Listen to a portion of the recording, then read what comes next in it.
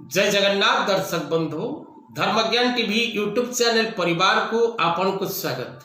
दर्शक बंधु आज ये कार्यक्रम माध्यम आम आलोचना करवा जदि स्वामी स्त्री संपर्क विवाद रहुची, स्वामी स्त्री संपर्क अशांति रहुची, स्वामी स्त्री संपर्क मतांतर मनांतर देखा दउची एवं स्वामी स्त्री संपर्क कौन सी थर्ड पर्सन अर्थात परक्रिया प्रीति जोगु जदि स्वामी स्त्री संपर्क विवाद सृष्टि होता है तेबे उभय स्वामी स्त्री ए प्रतिकार करिवे, ए उपाय करिवे। जो उपाय विषय आमे आज कार्यक्रम माध्यम आलोचना करिबा।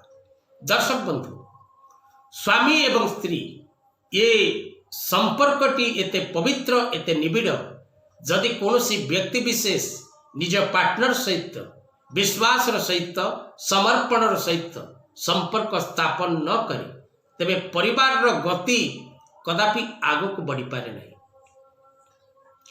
तेणु उभयंकर परिपूरक जेमती गोटे मुद्रार दुईटी पार्श्व सेहीपरि भाव में गोटे मुद्रार दुईटी पार्श्व होउचंती उभय पति एवं पत्नी। गोटे गाड़ी चलिबा पई साइकिल टे चलिया पई जेपरि दुईटी चकार आवश्यक से दुईटी चका गोटे स्वामी एवं गोटे स्त्री।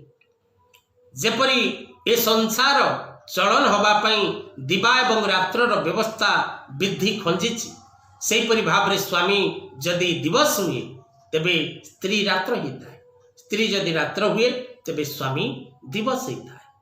तेणु एमाने जन्म जन्मर संपर्क रे छंदी ही थांती कारण वैदिक शास्त्र प्रमाण करे जे 7 जन्मर बा जन्म जन्मांतर संपर्क होउची पति पत्नी।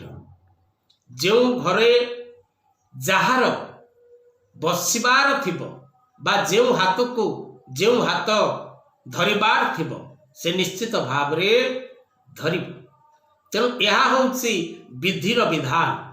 मनुष्य निज इच्छा रे काहारी को पसंद कले मध्य विवाह करि पारे नाही। अनेक व्यक्ति अछंती निज जीवन मध्य रे प्रेम क्षेत्र रे यात्रा करी असफलता लाभ करती। सेमानकर प्रेम संपर्क अत्यंत मजबूत थाए किंतु सेमाने कदापि लव मैरिज करि पारंती नाही। स्वल्प बयस मध्य अनेक कुंडली देखिला परे अनेक कुंडली विश्लेषण कला परे एमती अनेक व्यक्ति रहिचंती जो मानकर love relationship 10 year 12 year 14 year but सेमानकर विवाह हो पारि नाही। तबे दर्शक बंधु जदि स्वामी स्त्री संपर्क करे विवाद आसे ताहार मुख्य कारण केतोटी रहिछि। जो कारण को आधार करी स्वामी एवं स्त्री मध्य विवाद देखा दिए। प्रथमतः दर्शक बंधु अर्थ ही अनर्थर मूल कारण।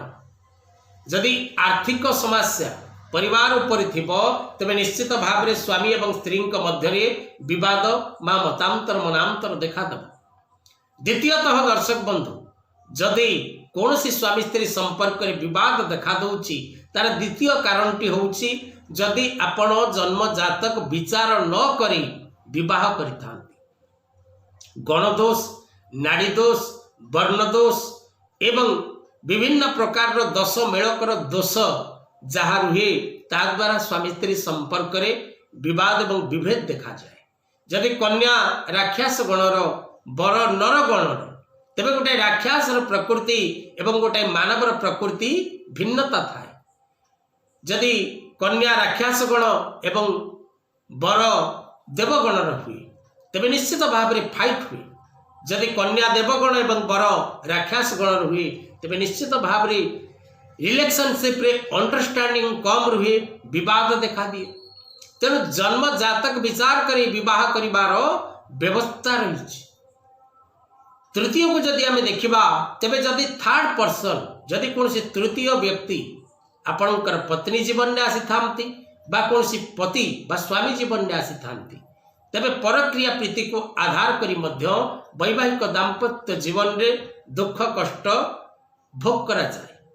चतुर्थर जदि देखिबा दर्शक बंधु जदि कौन व्यक्ति को पार्टनर को पूर्ण रूपे विश्वास न करे, भरोसा न करे, श्रद्धा न रखे, आत्मीयता से भितर न थाए, कोऑपरेशन न थाए तेबे वैवाहिक दाम्पत्य जीवन रे विवाद देखा देबा निश्चित अटे। अनेक क्षेत्र में मध्य एपरि देखा जाए जे जदि पुअर इच्छा विरुद्ध रे विवाह होता है बा झीर इच्छा विरुद्ध रे विवाह होता है एवं सेमानंकर वैवाहिक दाम्पत्य जीवन अनेक दिन गला परे मध्य उभयंक मध्य निबिड़ता आत्मीयता कदापि देखा जाई न थाए। तेने अनेक कारण रही जहाँ फल कि वैवाहिक दाम्पत्य जीवन में दुख आसे।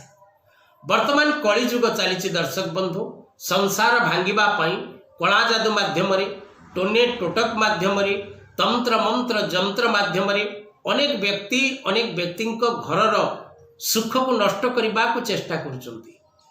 तेणु से हिसाब रे मध्य अनेक व्यक्ति विशेष मानकर घर पतन मुख को जाउची, सेमानकर वैवाहिक दाम्पत्य जीवन नष्ट होउची एवं सेमाने कष्ट भोग करुचंती।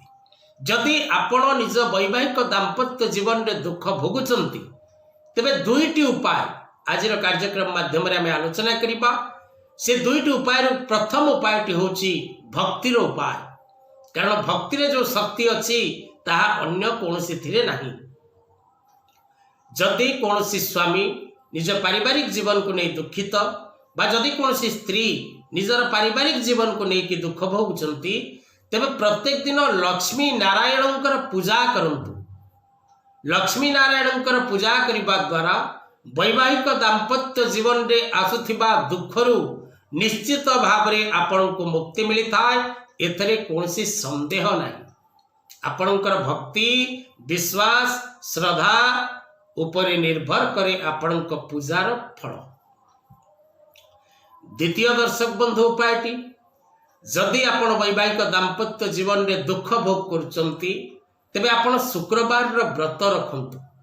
कारण शुक्र एपरि एक ग्रह जो ग्रहटी मनुष्य को यौवन जीवन रो सुख प्रदान करिथाय, पति पत्नी दाम्पत्य जीवन रो सुख प्रदान करिथाय एवं उभयंक मध्य सुसंपर्क स्थापन करिथाय। जो पुरुषंक जन्म कुंडली रे शुक्र एवं महिलांक जन्म कुंडली रे बृहस्पति अशुभ थांती से व्यक्ति निज जीवन मध्य कदापि वैवाहिक दाम्पत्य जीवन को नहीं सुख एवं शांति लाभ करि पारंती नाही। तेणु जदि आपणकर पुरुषंक कुंडली रे शुक्र एवं कन्यांक कुंडली रे बृहस्पति कमजोर पापग्रह दृष्टि रे थांती तेबे विवाह जीवन रे दुख आसीबा निश्चित अटे। तृतीय उपायटी दर्शक बंधु त्रिशक्ति त्रिदेव विवाह बाधानाशक जंत्र कवच उभय पुरुष एवं स्त्री धारण करंतु। निश्चित भाव रे आपणक वैवाहिक दाम्पत्य जीवन रे आसुथिबा दुख एवं कष्टरू आपण को मुक्ति मिलता है।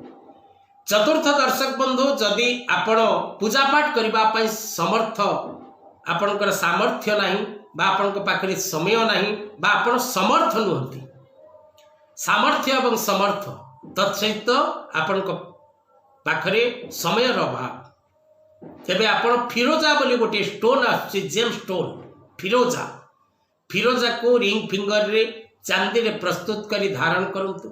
यह आपणकर वैवाहिक दाम्पत्य जीवन रो सुख निश्चित भाव रे फेरबा पई आपण को सहायता करिवो। आज रो कथा